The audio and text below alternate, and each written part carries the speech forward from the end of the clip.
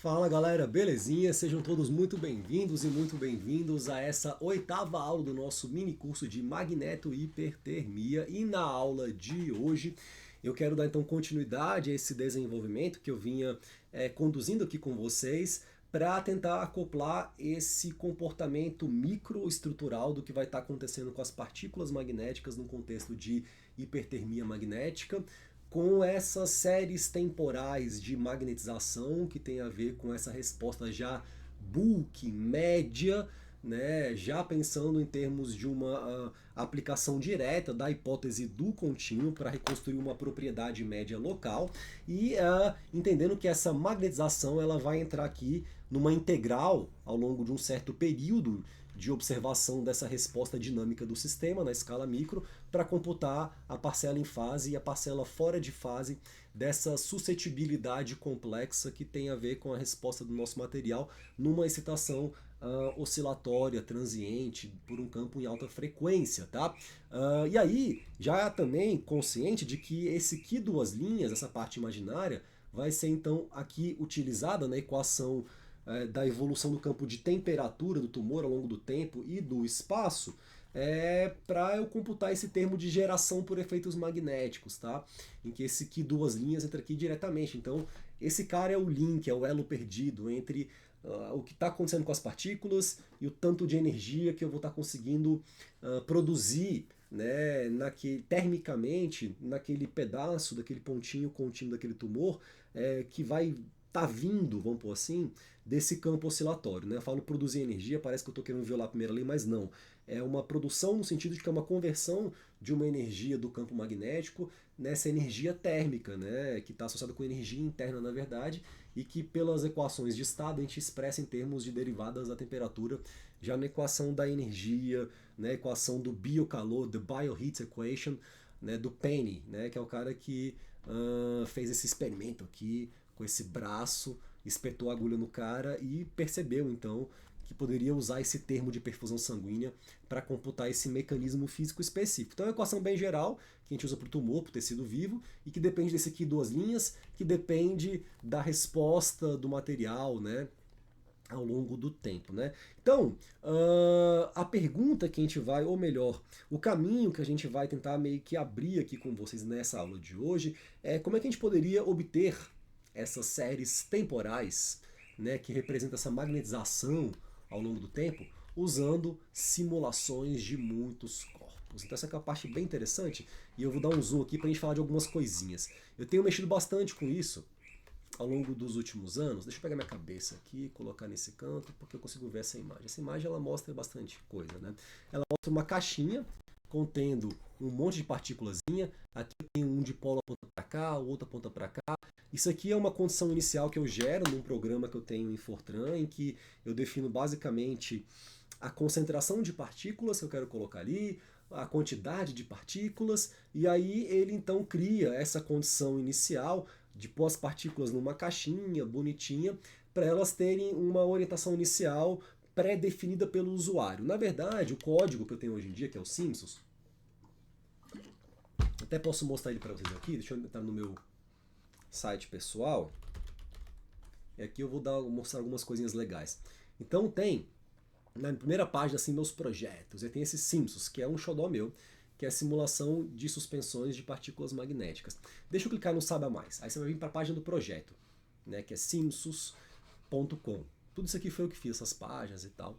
Eu quero tentar ampliar esse código, esse projeto, para que mais pessoas do mundo possam colaborar com o desenvolvimento do código fonte. Né? Então ele é um código open source, aberto, que por enquanto ele foi escrito em Fortran. Se você clicar aqui em download, tem um repositório no GitHub. Eu vou entrar aqui para mostrar para vocês. Esse aqui é o principal repositório do GitHub desse projeto. Deixa eu tirar minha cara daqui agora e pôr lá de cá. Pronto.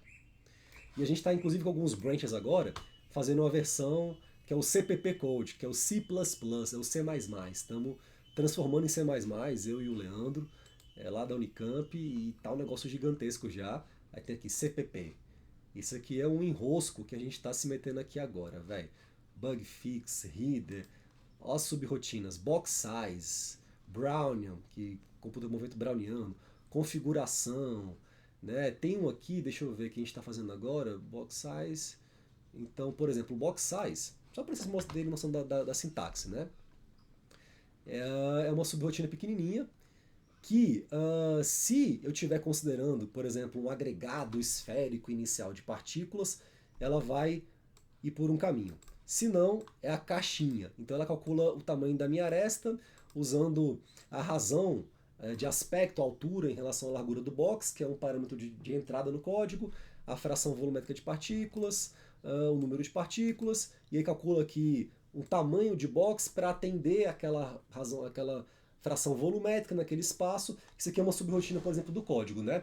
Mas na verdade, esse código, ele assim, por enquanto ele está em Fortran, a parte em C++ não está ainda, né, operante, a gente está fazendo ela, mas tem um arquivo aqui de configuração que eu queria mostrar, que é um arquivo em que o usuário vai preenchendo, assim, é para resolver a equação do torque, as partículas são magnéticas, é uma simulação estática ou uma simulação dinâmica, né? Estática seria Monte Carlo.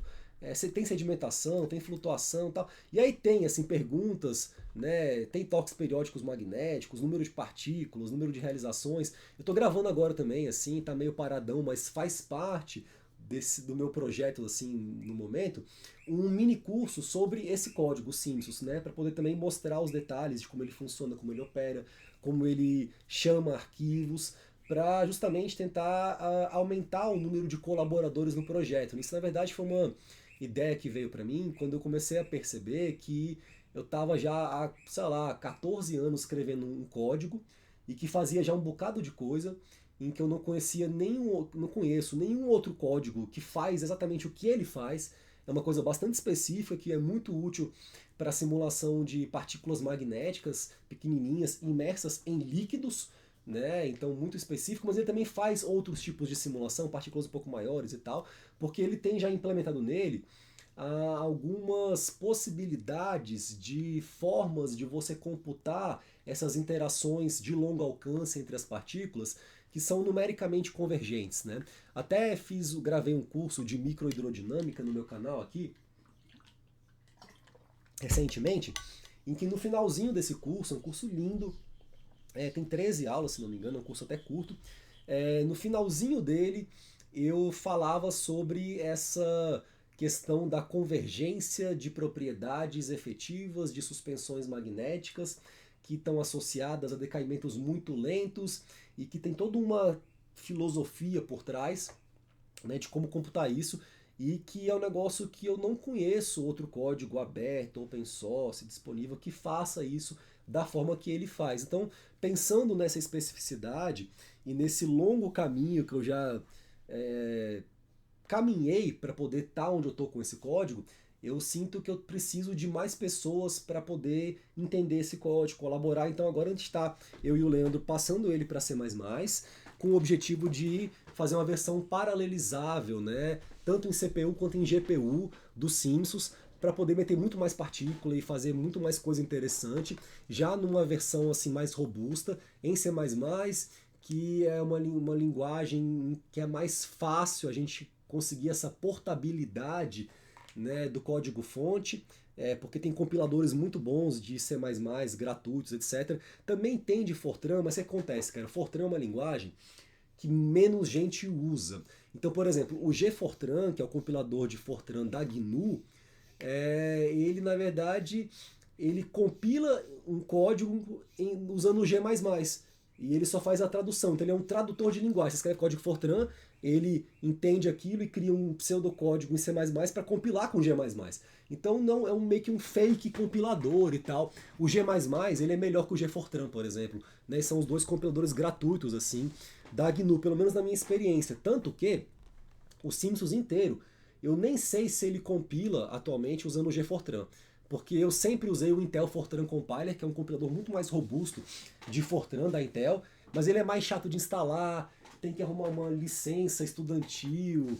Aí, assim, menos gente vai conseguir, inclusive, usar o Simpsons, poderia conseguir usar o Simpsons na forma que ele está agora em Fortran. Então, a gente está com esse passo de transformar em C++ para aumentar a portabilidade e também já avisando paralelização para rodar em grandes computadores e tal. Mas ele é um código que faz muita coisa, mistura partícula, aplica o campo, frequência, põe shear rate, você pode controlar um monte de parâmetro físico, né? O arquivo de configuração assim tem 94 linhas, então esse aqui é um arquivo que você preenche. Quando você dispara num servidor para ele ler o meu arquivo executável, que é o programa em si, né, com esse arquivo na mesma pasta, ele já roda um monte de simulação ao mesmo tempo, já tira estatística, já faz gráfico, já simula, faz um monte de coisa já, porque ele já tem muita coisa que ele acopla com outros programas inclusive, né? Então eu estou numa fase agora de melhoria desse projeto, queria fazer interface gráfica para ele. Eu tenho já um programa que eu uso para fazer a visualização, que é o Ovito, que é um programa gratuito, open source, muito bom para dinâmica molecular, né, em que eu uso ele atualmente para fazer animação, videozinho das partículas e tal. Então a gente poderia, né, desenvolver toda uma biblioteca em torno disso, mas é um long project, né? Isso aqui é só um parênteses para poder voltar para essa parte da caixinha, porque essa caixinha eu fiz ela usando os Simpsons, que considera uma série de mecanismos físicos entre as partículas. Então aqui, por exemplo, a gente tem, deixa eu pegar minha canetinha, inércia translacional. Então, dependendo do tamanho da partícula, se ela for um pouco mais pesada, um pouco maior, eu tenho um pequeno efeito de inércia que eu posso acrescentar ao código. Ele atualmente está todo escrito numa formulação adimensional. Então, na verdade, eu tenho parâmetros físicos, que são números adimensionais, que eu alimento o meu arquivo de entrada, e ele vai simular aquela simulação com aqueles parâmetros físicos, né?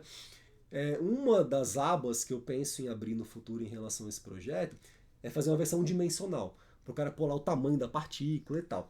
Da forma que está hoje em dia, ele está adimensional. Então, ele tem um parâmetro que é o número de Stokes, que é uma métrica dessa inércia translacional. Aí, onde que esse cara aparece aqui na equação do movimento? Aparece aqui. Essa aqui seria a equação que é a segunda lei de Newton, que eu estou aplicando para aquela partículazinha. Então, esse lado esquerdo, que é massa vezes aceleração, essa massa é uma massa adimensional que é expressa em termos do número de Stokes, que depende de outras coisas, depende também da viscosidade do fluido, do tamanho da partícula, enfim. Então tem aqui a inércia da partícula. Esse termo 2, que é menos a velocidade, ele também está adimensional, ele seria um arrasto de Stokes, né? Seria uma força de arrasto que a partícula experiencia quando ela tenta se deslocar em baixo Reynolds e ela percebe que tem um fluido ali em volta dela e tal. Então, só para deixar claro, pessoal, assim, eu vou ficar um tempo aqui nessa microfísica, interpretando os mecanismos que atuam sobre uma partícula magnética.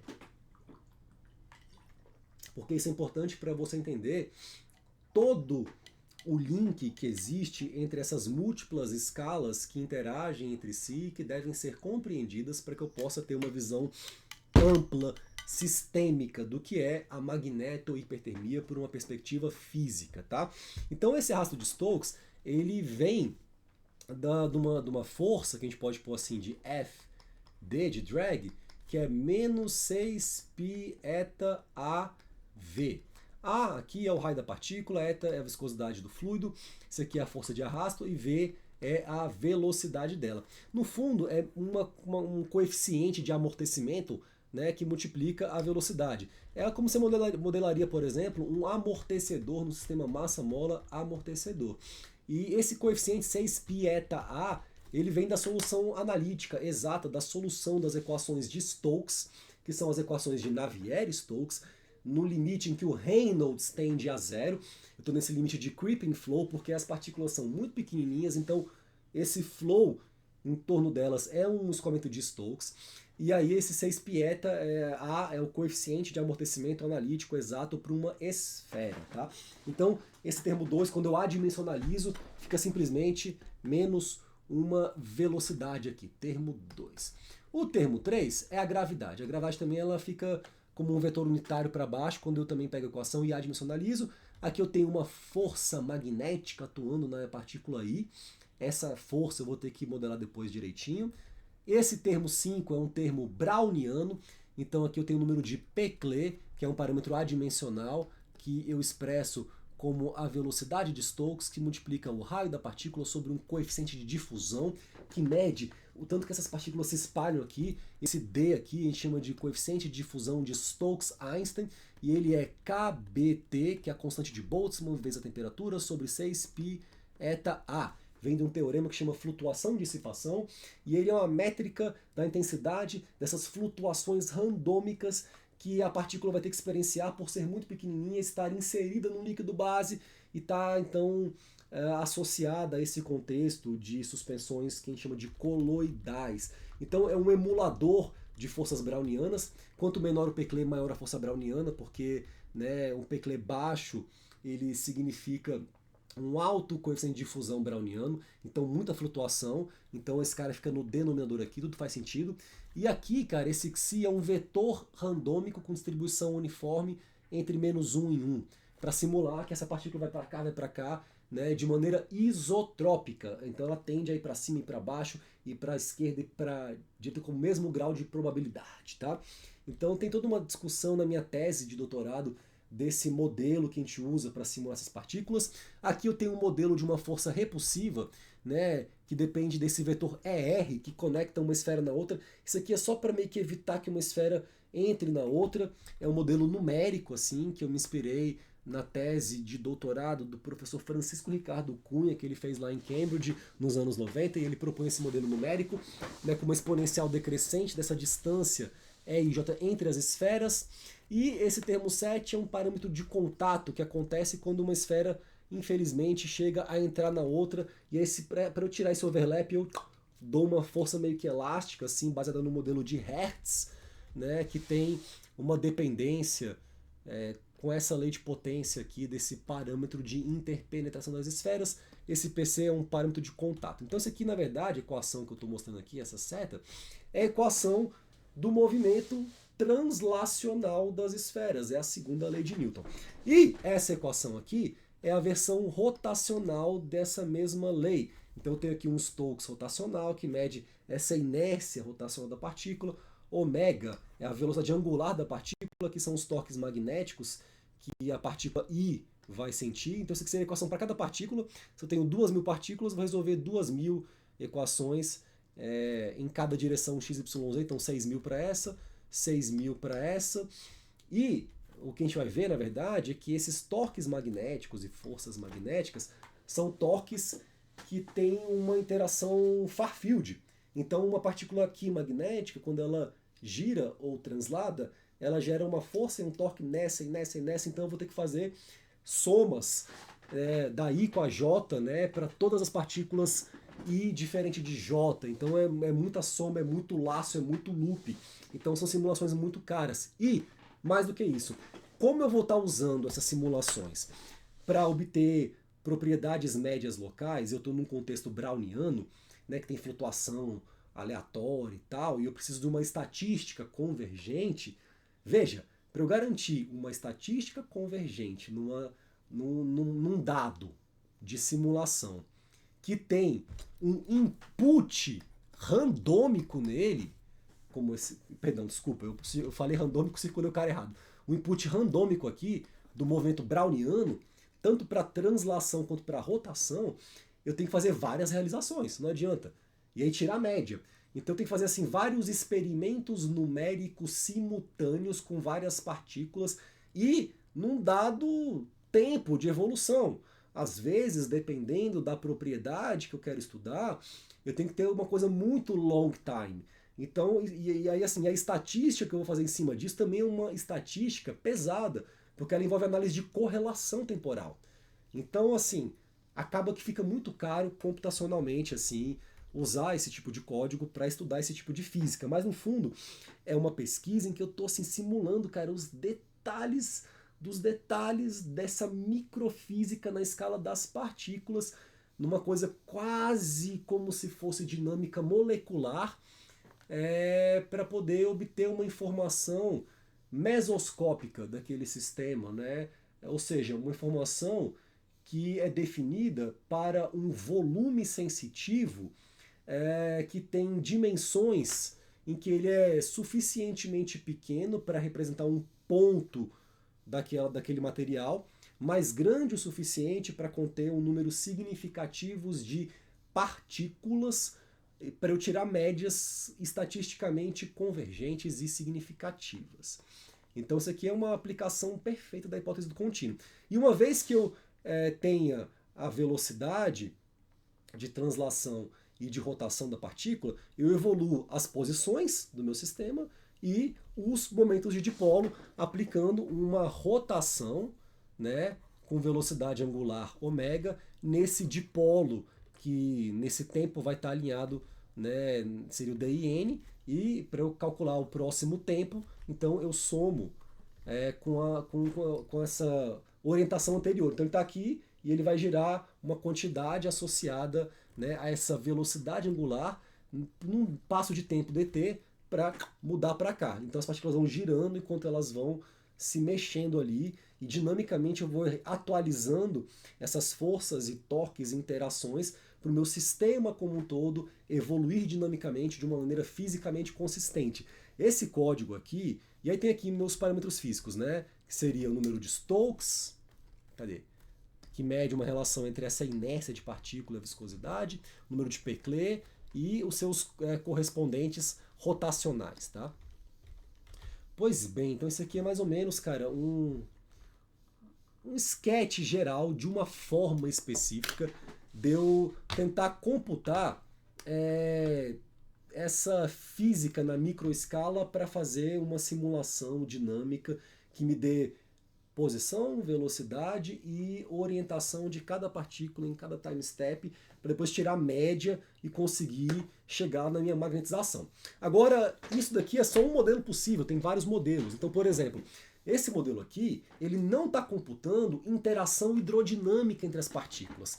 A única coisa da hidrodinâmica mesmo que a partícula vai estar sentindo nesse modelinho aqui vai ser esse arrasto aqui de Stokes, né? Ou seja, se uma partícula aqui ela vem para cá e ela induz um escoamento, esse escoamento induzido não está sendo computado na outra partícula que está aqui perto dela, nem nessa. Então, para eu usar, por exemplo, desenvolver um modelo que compute interação hidrodinâmica, usando essa abordagem, eu tenho que recorrer a uma metodologia que a gente chama de dinâmica stokesiana, que tem a ver com as equações de Stokes, e que ela é abarcada ou sustentada, suportada, alicerçada por uma série de princípios de microhidrodinâmica. E esse é um outro curso, é uma outra filosofia e fica muito mais complicado. O meu código ele computa também interação hidrodinâmica usando uma técnica convergente, né, de somas de Ewald, que usa estruturas periódicas que a gente chama de lattice. Talvez eu tenha alguma coisa sobre isso aqui, ó. Tenho sim, ó. Ó, que legal, então falarei sobre isso, né? Então, assim, só para deixar claro aqui, voltar aqui antes de ir para somas de Ewald, para essa loucura, que esse modelo não considera interação hidrodinâmica. Na minha tese de doutorado, isso daqui está no capítulo 5, se não me engano, e as interações, elas vêm no capítulo 6. Então eu pus até em capítulos diferentes, assim, as simulações sem interação hidrodinâmica e as com interação hidrodinâmica, porque assim, a matemática é muito diferente. O modelo é muito diferente, né? Então, por exemplo, o modelo que eu uso para computar a interação hidrodinâmica, ele não considera inércia, ele não consegue considerar inércia, porque ficaria muito mais caro, teria que inverter matrizes muito grandes. Então é um modelo de interação hidrodinâmica para partículas com inércia desprezível, que é, assim, basicamente a realidade de fluidos magnéticos, né? São partículas nano, então elas têm muito pouca inércia, tá?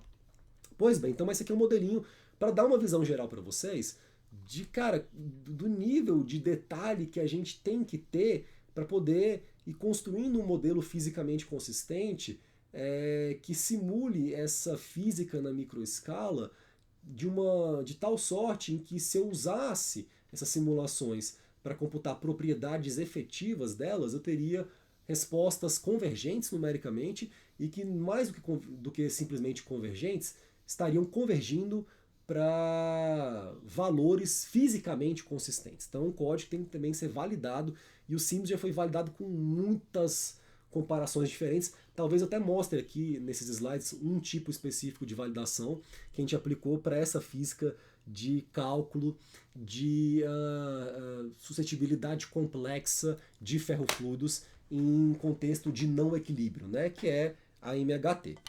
Enfim, espero que estejam entendendo assim as ideias. Esse é um curso que ele tem um certo nível de complexidade, assim, que exige um pouco de maturidade dos alunos, mas eu não estou me preocupando muito com isso, porque na verdade o objetivo maior aqui, para mim, eu educar os meus próprios alunos que vão vir a trabalhar comigo em pesquisa nesse tema. Então eu estou aqui economizando horas de reunião com um monte de aluno, porque a ideia é que a gente também use esse espaço para divulgar um pouco das pesquisas que a gente está desenvolvendo hoje no grupo vinculadas a esse tema. Vocês vão ver aqui, por exemplo, que depois que eu passar por esses slides aqui, ó, vai chegar o que temos feito dentro desse tema. E eu vou falar de um monte de artigo nosso, das simulações, mostrar os programinhas, mostrar os resultados, mostrar, olha que loucura esses gráficos, muito doido, e falar o que a gente está também preparando aqui agora e tal. Coisas interessantes, tá? Então, subindo aqui, para voltar para onde eu de fato estou, né, como é que eu vou então computar as interações dipolares? Aqui eu mostro só a título de curiosidade uma expressão da força magnética por interação de polo. Vou deixar um zoom aqui bem grande. De onde que vem isso aqui, cara? Né? Primeiro, o que são esses termos? Então aqui eu tenho o lambda, que é um parâmetro novo, que aparece aqui, ó, que a gente chama de Dipole Coupling Parameter. É um parâmetro de acoplamento dipolar. E ele mede a intensidade da magnitude do momento de dipolo da partícula em relação a essa energia assim, mais de origem browniana, tá? KBT vezes D ao cubo, esse cara é Joule vezes metro cúbico. Então é um tipo de energia. É uma razão entre essa energia do dipolo, e aqui é um m quadrado, porque é dipolo, então um par de dipolos tem um potencial de interação entre eles que está associado a um tipo de energia, tá? E ao mesmo tempo, essa coisa que é determinística, que tende a querer formar agregado ou a repelir, dependendo da orientação, essa energia vai estar competindo com essa energia de flutuação do movimento browniano que quer randomizar, que quer evitar aglomerados, então esse cara é um parâmetro físico. E o alfa seria um cara também semelhante, só que agora ele tem a ver com o campo que eu aplico. Então, em vez de ser m quadrado, é um mh. Então, a energia do campo sobre a partícula em relação à energia browniana. São dois tipos de parâmetros magnéticos que aparecem agora nesse cálculo. Então, aqui, na minha força por interação de polo, eu tenho um lambda, tenho o P-Cle, que é essa intensidade do movimento browniano, e aqui eu tenho 1 sobre R e J a quarta. Então, isso aqui é para um par de partículas I e J, eu tenho uma distância R e J entre elas.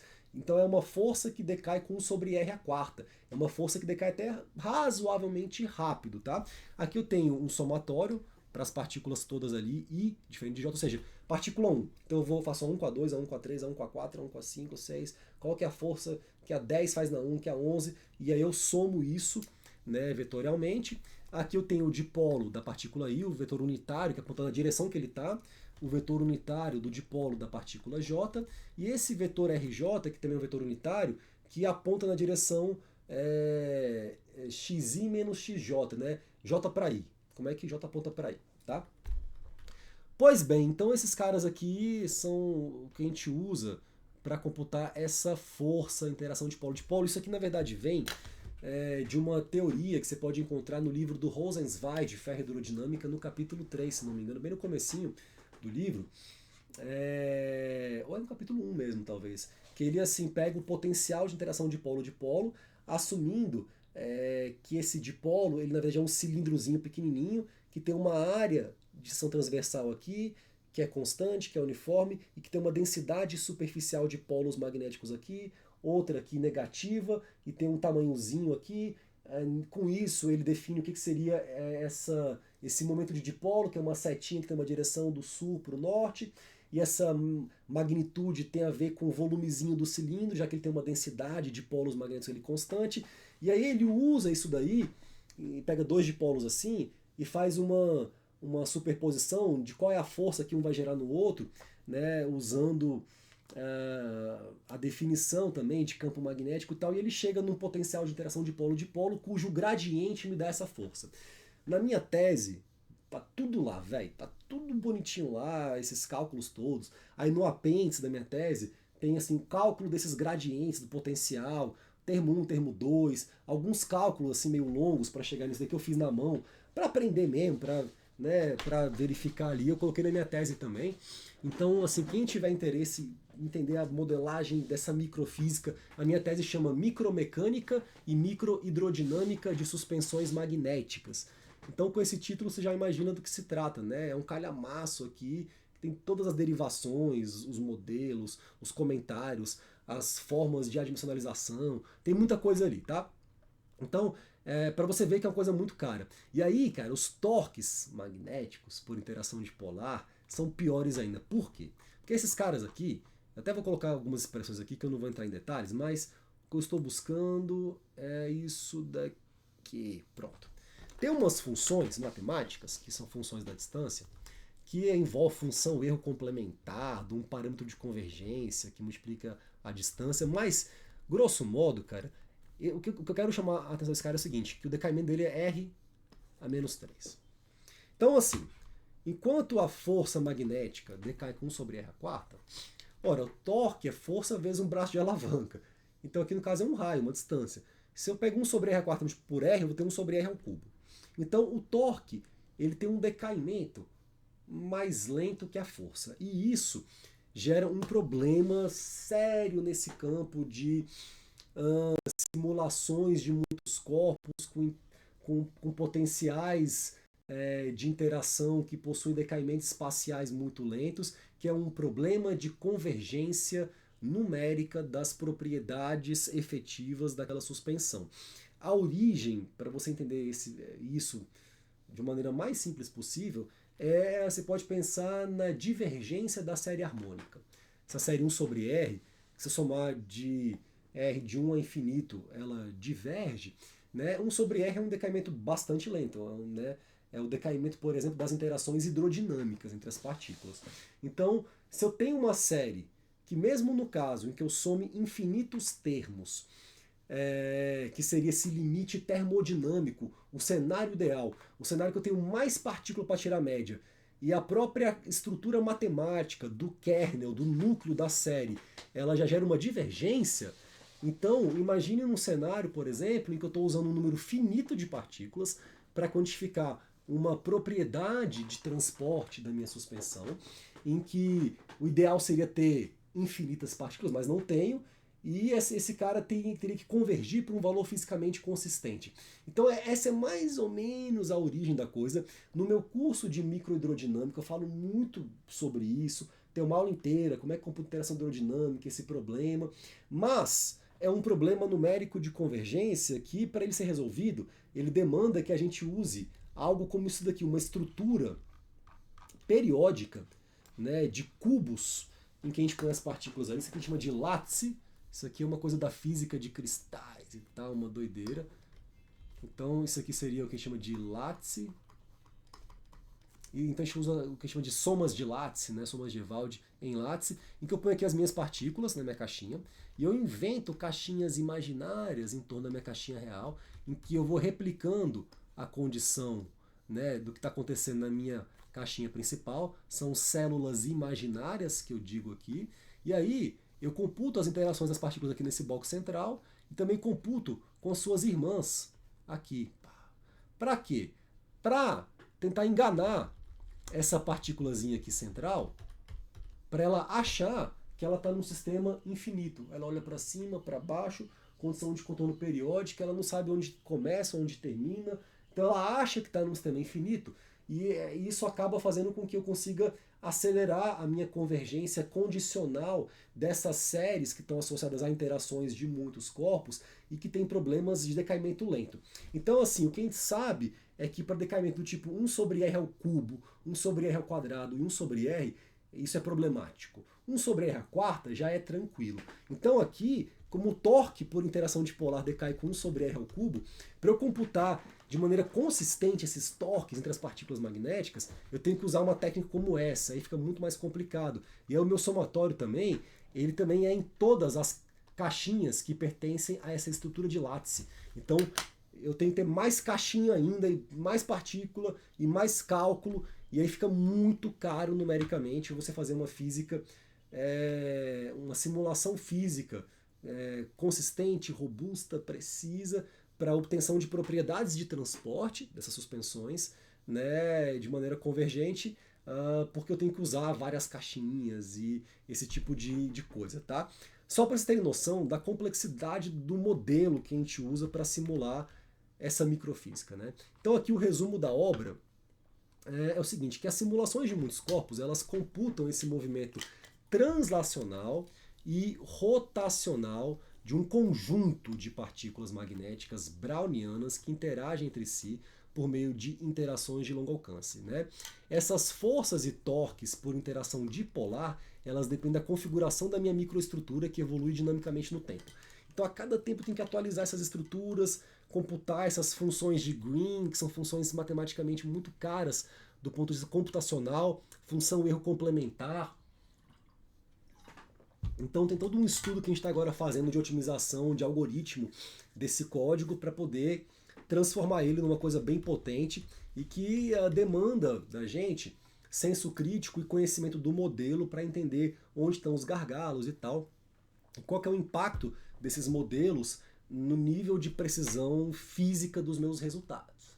Então é um enrosco, né, muito grande, mas funciona, cara. Então aqui a pergunta seguinte é como é que eu posso então usar essa configuração da microestrutura, né, para poder relacionar ela com essa magnetização do meu sistema. Então aqui a resposta é muito, muito simples, né? Quando eu penso na magnetização como vetor, esse M de T, o que eu tenho é que essa resposta dividido pela de saturação, que é o máximo que dá para ter, ou seja, esse cara é um cara que está pautado entre menos 1 e 1, né, a menos dependendo da orientação que ele está todo mundo, se as partículas todas apontam na direção inversa do campo, eu estou com menos 1. Se estão na direção, seria 1. Então esse cara, por ser algo que vai de menos 1 a 1, ele poderia então estar associado a cossenos diretores desses ângulos do dipolo de cada partículazinha com as minhas direções x, y e z, que vão me dar, respectivamente, as componentes x, y e z da minha magnetização. Então, se o meu campo está, por exemplo, na direção EZ, meu campo H, tem, sei lá, um H, que é um H0 EZ, eu tenho esse cosseno de x0, 0 e esse cara 1, eu vou estar, então, no limite de saturação, em que todas as partículas estão alinhadas com a direção do campo. É mais ou menos essa a filosofia dessas equações, de tal sorte que se eu tenho a orientação de cada partícula, né, ao longo do tempo, eu tenho como descrever essa resposta que eu chamo de magnetização do sistema. E aqui tem uma figura maravilhosa da minha tese que mostra isso muito bem. Então aqui eu tenho, né, no estado 1 a minha configuração assim, ó. Tem partícula para cima, partícula para baixo, partícula para cá. Se eu tiro a média na direção do campo, e aqui o campo está em Z, né, eu pus um campo em Z e tiro a média, esse cara vai dar um pontinho mais ou menos aqui, ó, 0,3. Conforme a minha simulação vai evoluindo, então aqui eu tenho o tempo evoluindo, é um tempo adimensional, eu vou ter a minha simulação saindo de 1 indo para 2. Já é uma configuração em que eu tenho uma tendência de alinhamento médio, né, na direção Z. Claro, tem uma partícula aqui mais para um canto, tem uma aqui rebelde, mas você vê claramente que eu tenho mais gente na média orientada com a direção Z. Um gráfico do cosseno diretor na direção Z, do alinhamento de cada partículazinha em várias realizações, vai me dar uma curva tão bonitinha, contínua, como essa daqui, ó. Uma curva que vai bonitinha aqui para 2. Para esse ponto. E satura. Esse Peclet é uma escala de tempo, de relaxação magnética do material também. Né? O que a gente pode falar é que essa partícula demora um tempo para poder se alinhar. E esse tempo tem a ver com esse número de Peclet também para a gente. Então, se eu aumento o Peclet, eu demoro o tempo que isso demora para acontecer. Mas elas tendem a saturar para o mesmo lugar, uma vez que eu mantenho aqueles caras lá, ou aqueles grupos adimensionais, cadê? O meu alfa, o meu lambda e tal, fixos. Né? Então são curvas típicas de uma evolução que você vê que é bem monotônico. E é incrível, porque assim, você faz uma animação, as partículas ficam que nem gás, assim, Brownian motion e tal. Mas na média, quando você tira várias relações, a curva média ela é toda bonitinha, assim, saca? E essa curva seria a minha resposta à aplicação de um campo fixo. Aqui não é campo oscilatório, é um campo fixo. Eu peguei as partículas que estavam randômicas porque é um campo. Elas vão lá, demora o tempo, alinha, pá. Então satura no valor. E repare que não saturou aqui. Aqui até saturou, acho que algo próximo de 1. ou não, deixa eu ver, 0,4, aqui é 0,6, aqui deve ser 0, deve ser 1, então próximo de 1 mesmo. Mas eu poderia ter uma coisa Saturno aqui assim, ó, embaixo. A saturação ela é para um valor, para um regime de equilíbrio, porque no fundo é esse equilíbrio entre a energia do campo e a energia browniana, entre esse mecanismo determinístico do campo e esse mecanismo probabilístico da flutuação térmica das moléculas do líquido base, que vai falar para onde que esse cara vai convergir. Não quer dizer que ele vai para 1, ou seja, que ele vai atingir um valor de saturação, essa razão aqui, né? Porque no fundo estou falando dessa razão aqui. Então, isso é uma coisa que a própria simulação te dá, né? E a gente consegue validar isso com base também em comparação com modelos. Então, na aula que vem, eu vou parar por aqui agora, eu vou mostrar aqui algumas soluções assintóticas para eu estimar esse quilinho aqui, 2 linhas, e umas comparações das simulações de muitos corpos com esses modelos, né, também assintóticos, fazer uma análise crítica sobre isso e começar a mostrar o que temos feito dentro desse tema. Então espero que tenham entendido, né, os assuntos da aula de hoje. Sei que é muita coisa, essa microfísica, macrofísica, mas é importante que assim uma pessoa que esteja trabalhando nesse tema, ela entenda tudo isso, essas correlações, esses modelos, essas considerações, né, essas possibilidades, até para ela poder assim ter mais segurança quando ela for explicar o próprio trabalho para uma outra pessoa, né? A pessoa fazendo, por exemplo, um mestrado, um doutorado, ela vai ter que explicar isso para outra pessoa. Então, né, para quem for se aprofundar no tema, é importante entender essas nuances, esses detalhes. Espero que tenham entendido, né? E a gente se vê no próximo vídeo do canal aqui do Ciência e Brisa.